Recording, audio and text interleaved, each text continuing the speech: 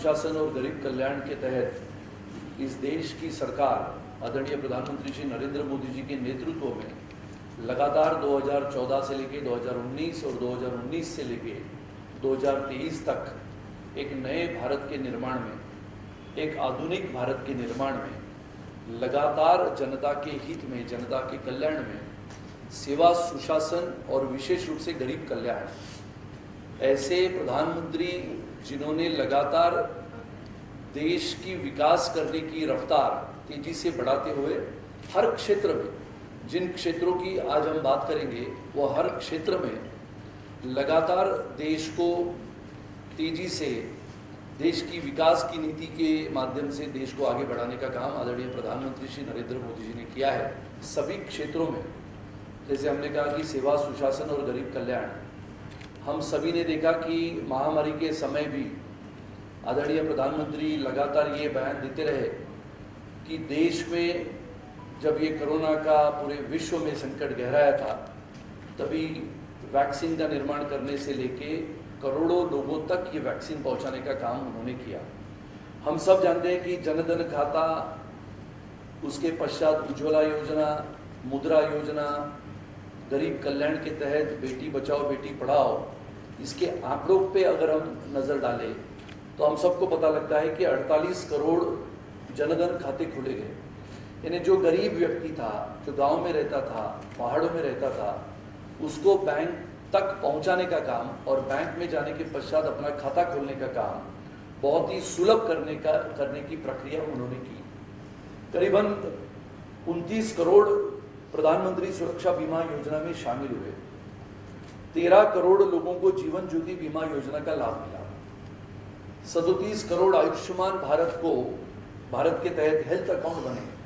यानी आयुष्मान भारत के तहत 5 लाख रुपयों के माध्यम से हमारे गरीब कल्याण यानी गरीबों के सोई सुविधा देने के लिए आयुष्मान भारत के कार्ड का उपयोग किया गया। करीबन 48 करोड़ 27 लाख घरेलू शौचालयों का निर्माण हुआ। 3 करोड़ से अधिक आवास प्रधानमंत्री आवास योजना के तहत घर बनाए गए। 25 लाख करोड़ रुपए से अधिक सीधे लाभार्थियों के बैंक खाते में पैसे भरे गए, जिसको हमने डीबीटी कहा, डायरेक्ट बैंक ट्रांसफर। किसानों से लेके लाभार्थियों तक ये पहुंचाने का काम आदरणीय प्रधानमंत्री जी के नेतृत्व में हुआ।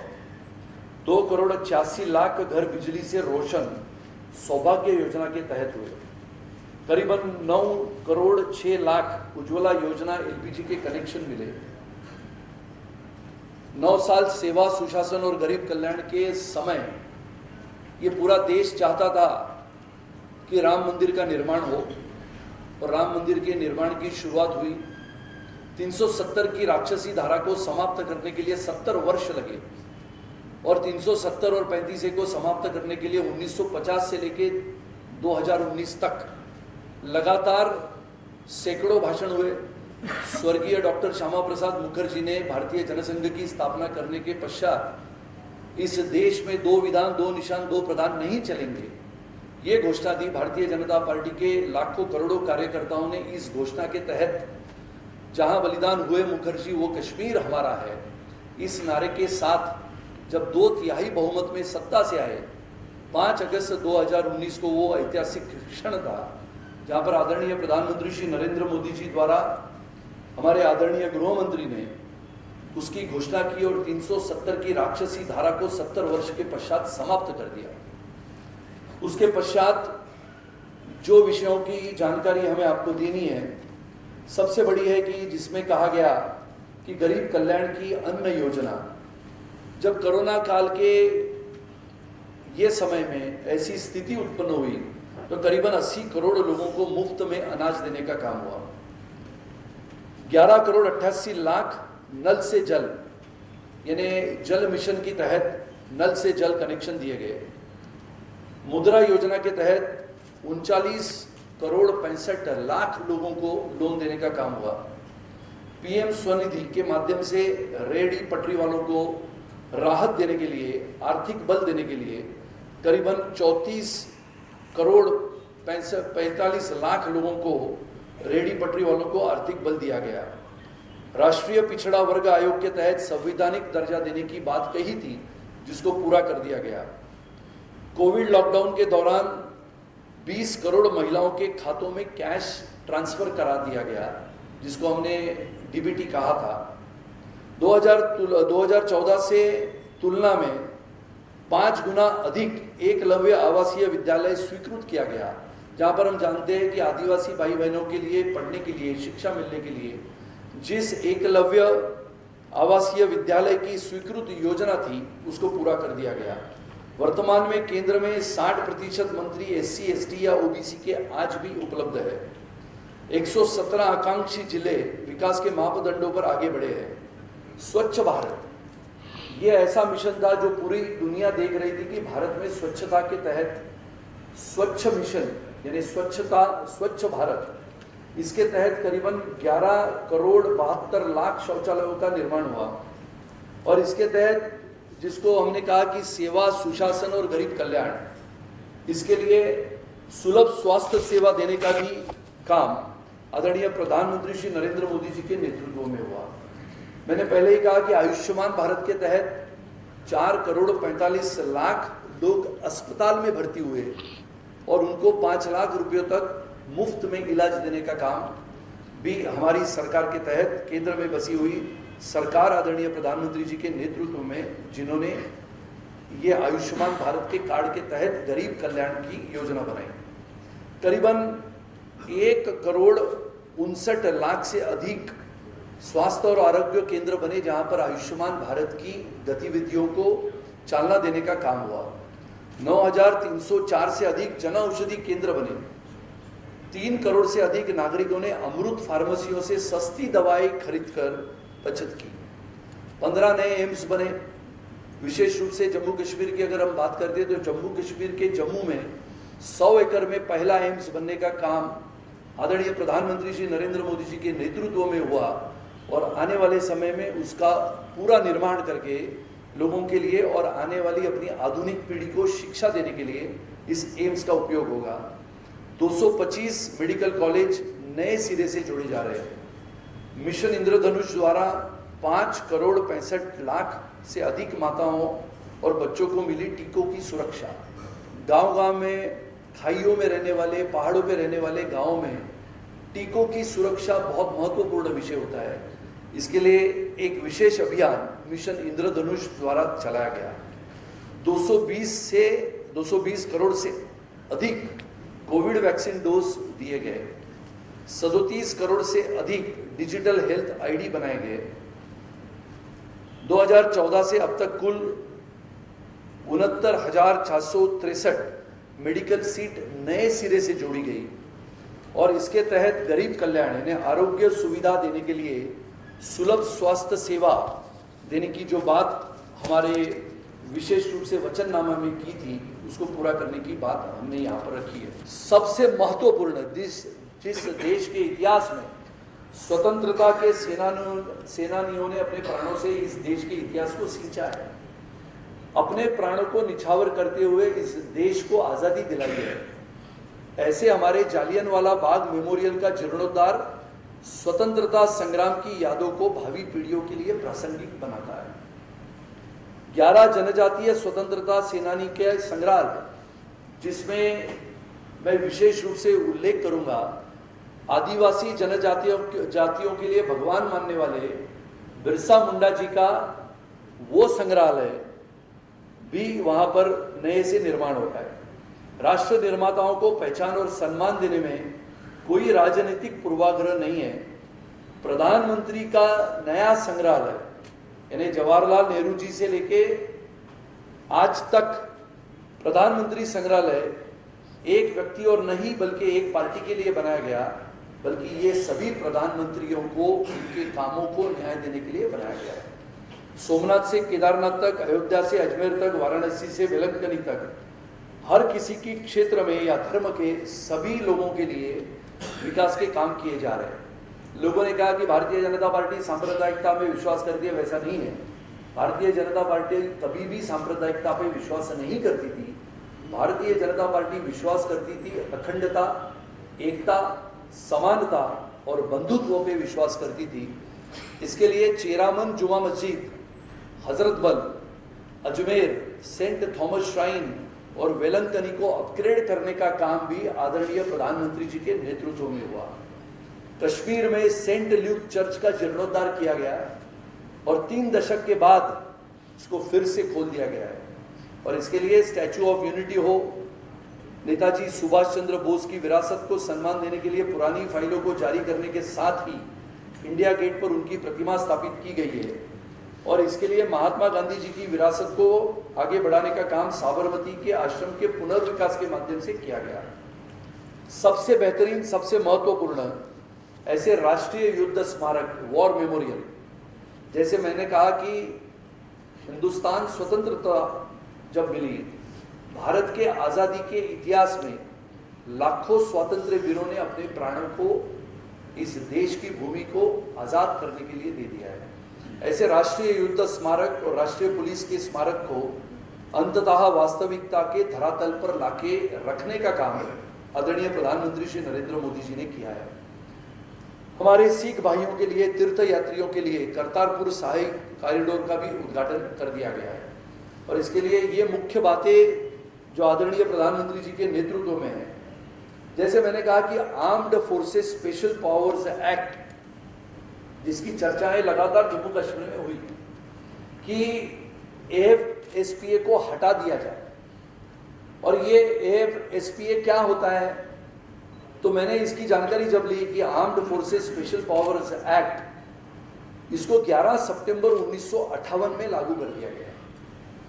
यानी 1950 को जब इस देश के संविधान लिखने वाले परम पूज्य डॉक्टर बाबा साहेब अम्बेडकर ने ये घटना इस देश को दी, वो घटना 1950 में लागू कर दी गई। और उसके पश्चात पूरे देश भर में माहौल बना कि 370 को रद्द कर देना चाहिए। और उसी समय 11 सितंबर 1958 को ये AFSPA कानून लागू कर दिया गया। शुरुआत में ये नागा हिल्स और आसाम में लागू कर दिया गया। बाद में जैसे हम कहते हैं कि उत्तरांचल, पूर्वांचल, यानी मिजोरम, मणिपुर, मेघालय, आसाम, अरुणाचल, सिक्किम, नागालैंड और त्रिपुरा, ऐसे 7 सिस्टर्स में लागू कर दिया गया। लेकिन विशेष रूप से आयुष्मान भारत की योजना के तहत बोरीवली में हमने 12,000 कार्ड दिए। आयुष्मान भारत के तहत हमने अटल बीमा योजना के तहत करीबन 2,500 से 3,000 महिलाओं को वो पेंशन योजना देने की बात की। वो पहले साल में हमने उनका लाभार्थी करके पैसे भी भरे। बेटी बचाओ बेटी पढ़ाओ के तहत बेटियों को पढ़ाने के लिए बढ़ चढ़ के उसमें हिस्सा लिया कि बेटियां स्कूल में जाए। जिनको कोरोना काल में दिक्कत हुई, बेटियों के पैसे भरने के लिए हमने खुद से उनके पैसे भरे।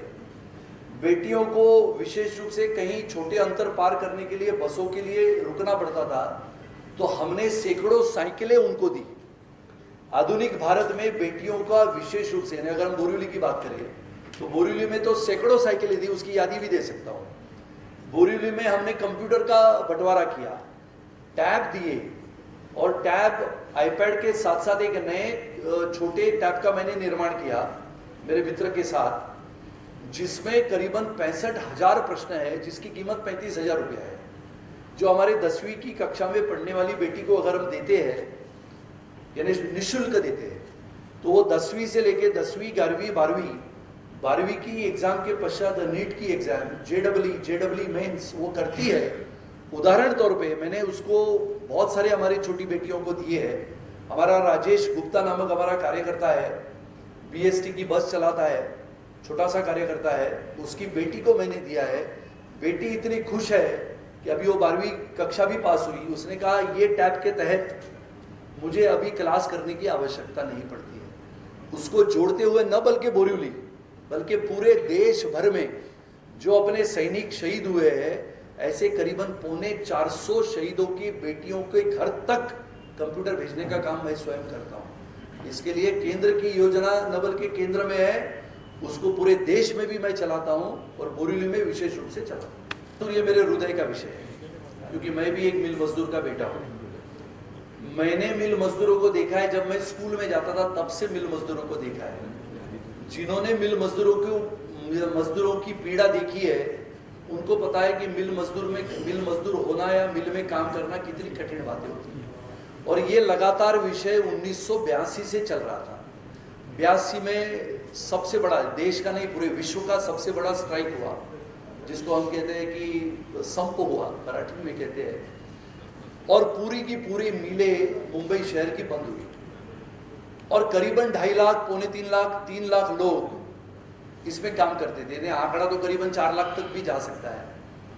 फिर लगातार इनके आंदोलन चले, बहुत सारे मजदूर नेता हुआ करते थे और मैंने सबके चुनाव देखे। आज तक के मेरे जीवन में मैंने सबसे बड़े मिल मजदूर नेता जो कहलाते थे उनका भी चुनाव देखा, मेरे पिताजी का भी चुनाव देखा, मेरा भी चुनाव उस क्षेत्र में मैंने देखा। हार जीत तो होती रहती है, बहुत सारे लोग स्वर्ग में लड़ते रहते हैं जिस जमीन को वो पार्टी सींचती है, लेकिन हम ऐसे व्यक्ति हैं जो रेगिस्तान में लड़ते रहते हैं, तो हार जीत की कभी भूमिका हमने स्वीकार नहीं की थी, हम पार्टी के लिए लड़ते थे।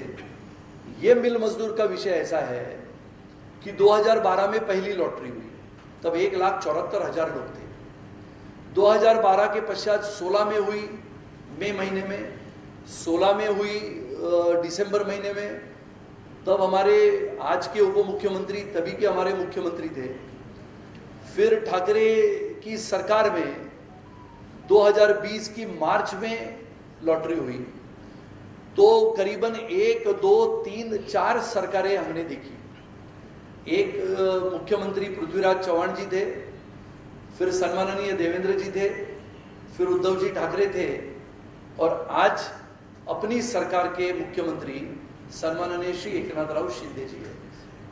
अब हमने जो मिल के मजदूरों को जो चाबियां बांटी, उसका तो रहस्यमय हिसाब किताब है, यानी 1,74,000 को घर देना है। अब ये तो बहुत बड़ा विषय है, इसको कभी आपको समझाऊंगा कि पहले 1 तिहाई, 1 तिहाई, 1 तिहाई, या फिर 1 तिहाई, 1 तिहाई, 2 तिहाई था। स्वर्गीय विलासराव देशमुख जी के एक निर्णय ने 85% जमीन तो मिल मालिकों के गले में चली गई, मजदूर तो वहां का वहां ठहर के रह गया। ये सरकार का मैं अभिनंदन इसके लिए करता हूं, सम्माननीय मुख्यमंत्री एकनाथराव शिंदे जी और सम्माननीय उप मुख्यमंत्री देवेंद्र जी का।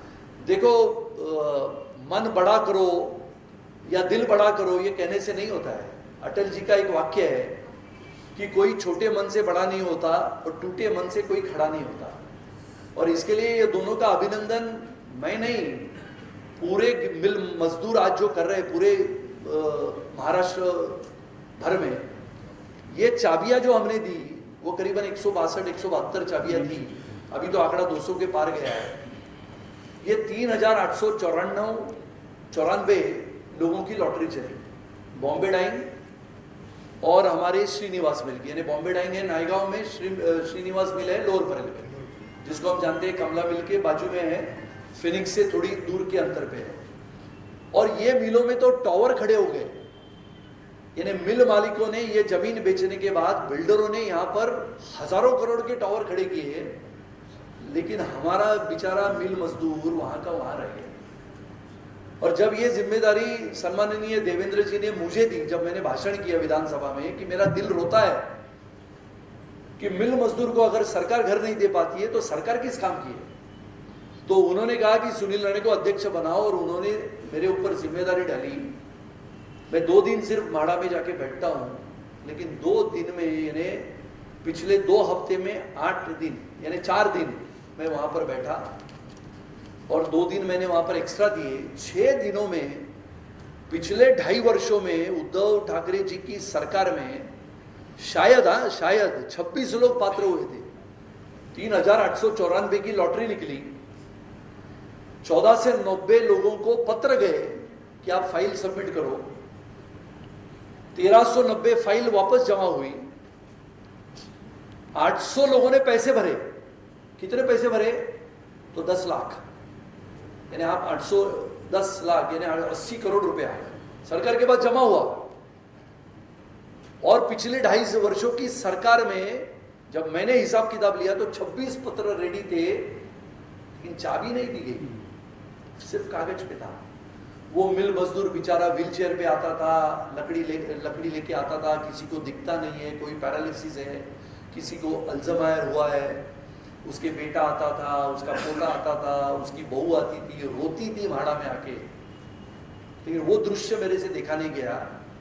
और मैंने जितना मेरा अनुभव है, जितना मैं काम कर सकता हूँ, और ये मुख्यमंत्री और उप मुख्यमंत्री जी ने मेरे ऊपर विश्वास रखा था, और 2.5 वर्षों में 26 कागज रेडी थे, 800 लोगों ने पैसे भरे थे।